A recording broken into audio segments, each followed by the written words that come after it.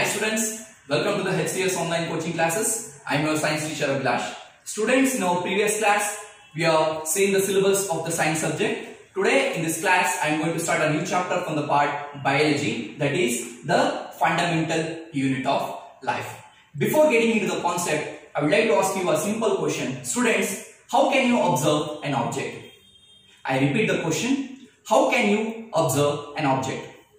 I think you have got the answer that with the help of your eyes, you will see an object. Very good. With the help of our eyes, we can see an object. But we need a medium. We need a medium to see an object. That is the visible light. When the visible light hits an object, it will reflect to our eyes. From this reflection, an image will be formed on the retina so that we can see an object. Right? See, students, if you are going to start this chapter, first we have to know what is this fundamental unit of life. See, you have seen in your previous year, that is in the 8th standard, what is the living component of our living organism? That is nothing but the cell. If you want to know about the cell, first, how this cell has been discovered? You have to know with what help of that has been discovered. Right? To know this thing, I would like to introduce a name, that is the Zacharias Janssen was the person who first invented this microscope. With the help of this microscope itself, the cell was discovered. He discovered this microscope in the year 1590. There is also a claim that he also invented another thing, that is an optical telescope also. So this is a person who invented the microscope.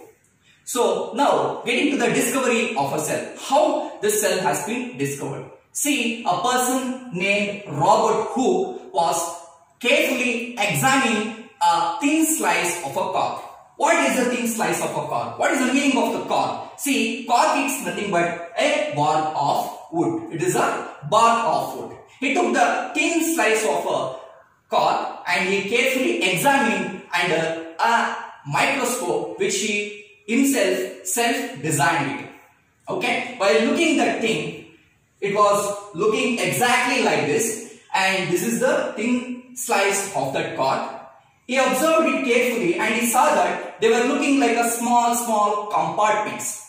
He carefully examined that and he returned that thing and he named that thing as a cell.